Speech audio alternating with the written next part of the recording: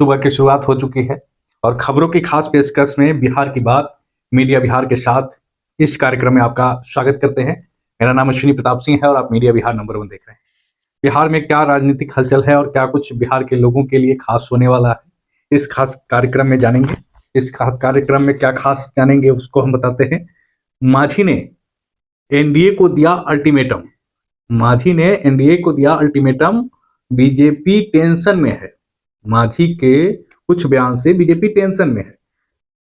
दूसरा मुद्दा यह है कि क्या आरजेडी के 18 विधायक पलटी मारेंगे। तीसरा टॉपिक हमारे पास है कि क्या बीजेपी का नीतीश पर कुर्सी छोड़ने का दबाव है, क्या नीतीश कुमार मुख्यमंत्री पद का कुर्सी छोड़ेंगे। चौथा जो जिस पे हम चर्चा करेंगे वो टॉपिक है निशांत की राजनीतिक एंट्री। निशांत की राजनीतिक एंट्री से किसका संकट बढ़ने वाला है, किसका पत्ता साफ होगा।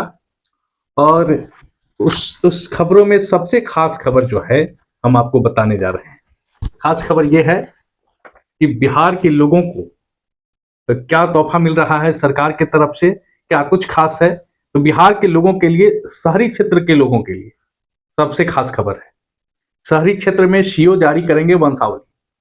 ठीक है, ये डिप्टी सीएम विजय कुमार सिन्हा जी का खास निर्देश है। और ये जो वंशावली को लेकर के झंझट होता था, अब जमीनी झंझट नहीं होगा, सीओ साहब फरियाद देंगे। दूसरा खास खबर है नया साल में क्या खास होगा, जनता के लिए क्या खास सरकार कर रही है। तो 1 जनवरी 2026 से आप ऑनलाइन अपने खतिहान और अपने कागज को देख सकते हैं।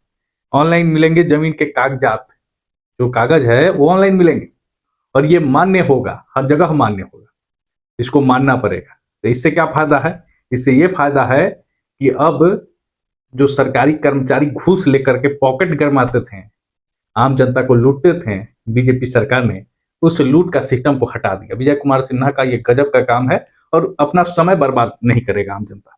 तो चलिए खबर पे चलते हैं। खबर बहुत खास है। आपको हम बताए भी कि निशांत की एंट्री का हम चर्चा किए, आरजेडी के 17-18 विधायक पलटी मारने का हम बात किए, जीतन राम मांझी का चर्चा हम किए, नीतीश कुमार की कुर्सी का चर्चा हम किए। और ये खबर मामूली नहीं है, ये सारा खबर मामूली नहीं है। मांझी ने एनडीए को दिया अल्टीमेटम। हमने आपको कहा तो क्या परिस्थिति पैदा हो रही है, क्या स्थिति पैदा हो रही है और क्यों हम ये बात कह रहे हैं, अब सब कुछ जानिए इस वीडियो में। क्योंकि सुबह की शुरुआत हो चुकी है और आज का राजनीतिक हलचल क्या कुछ होने वाला है, सब कुछ जानना जरूरी है। देखिए, हमारे पास में सूत्र और सटीक जानकारी है, सूत्रों के मुताबिक भी है और सटीक जानकारी भी है। देखिए, मांझी ने एनडीए को दिया अल्टीमेटम, ये तो हम पहले भी आपको कहे हैं। ये खबर जो काफी ट्रेंडिंग में है, काफी चर्चा में है और इस चर्चा से विपक्ष के नेता खुश हो रहे हैं, उसमें है कि बिहार की सियासत में फिर खेला होगा, फिर खेला होने वाला है और इस बार खेला बड़ा होगा। अब समझिएगा। देखिए, क्योंकि पूर्व मुख्यमंत्री जीतन राम मांझी ने राज्यसभा सीट को लेकर एनडीए को अल्टीमेटम दिया है। समझिए कि जीतन राम मांझी ने एनडीए को अल्टीमेटम दिया है और इस चीज को लेकर के मतलब भाजपा टेंशन में है। जीतन राम मांझी का अपना एक पकड़ है बिहार की राजनीति में और लोकप्रियता भी है। बोलते हैं कि हम पासवानों का नेता हैं, पिछड़ी जातियों का नेता हैं, तमाम पिछड़ी जातियों के लिए हम लड़ते हैं। खैर, सारा खबर हम आपको बताते हैं एक एक करके। दूसरा, हम आपको बताते हैं कि क्या आरजेडी के 18 विधायक पलटी मारेंगे, पाला बदलेंगे और क्या ये सही बात है, सटीक बात है। तो इस पे चर्चा करना भी जरूरी है। इस पे चर्चा करना भी जरूरी है क्योंकि देखिए, हम पूरी तैयारी के साथ में आपसे बात करने के लिए आए हैं और सुबह का शुरुआत हो चुका है, तो सब खबर को हम सटीकता से आपको बताएंगे। जुड़े रहिएगा। देखिए, अगर वीडियो को स्किप कीजिएगा, हटिएगा, तो सब जानकारी नहीं मिल पाएगा कि क्या चल रहा है, बिहार के राजनीतिक हलचल क्या है। तो इस गौर से सुनिए, गौर से देखिए। आरजेडी के 17-18 विधायक वाला मामला को समझिए। देखिए, ये जो है, ये बोला जा रहा है जदयू के बहुत मजबूत नेता नीरज कुमार के द्वारा कि 17-18 विधायक जो हैं आरजेडी के उनके संपर्क में है, नीरज कुमार के संपर्क में है। अब नीरज कुमार के संपर्क में है, इसका कहने का मतलब क्या है हम आपको बताते हैं। देखिए, साफ तौर पे, स्पष्ट तौर पे नीरज कुमार के द्वारा ये संकेत दिया गया है कि 17 से 18 विधायक जो आरजेडी के हैं वो अब पलटी मार सकते हैं। उनसे बात हो गई है, लेकिन इसका हम गारंटी नहीं दे रहे हैं, लेकिन ये चर्चा है, ये वास्तविक चर्चा है।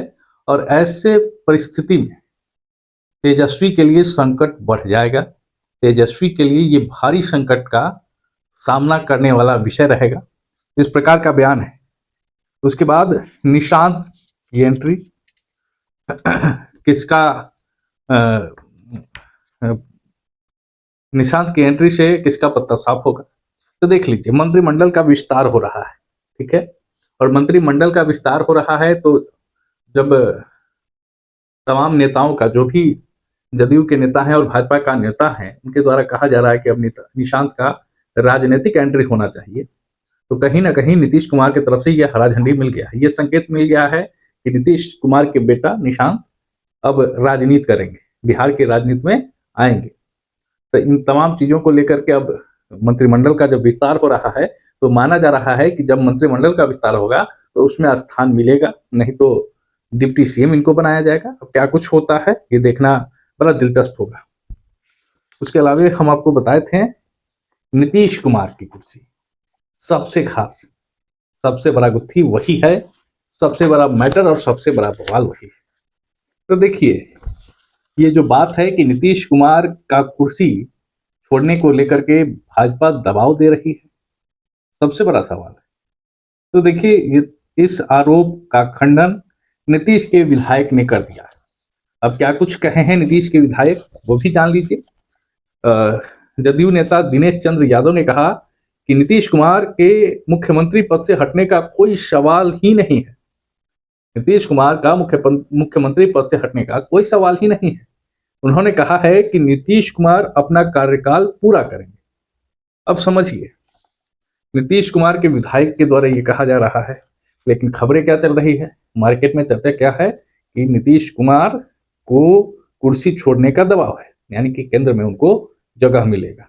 भाजपा ने बड़ी मजबूती से बिहार में सीट जीतता है तो चाहती है कि अपना मुख्यमंत्री बिहार में लाए, ऐसा कहा जा रहा है।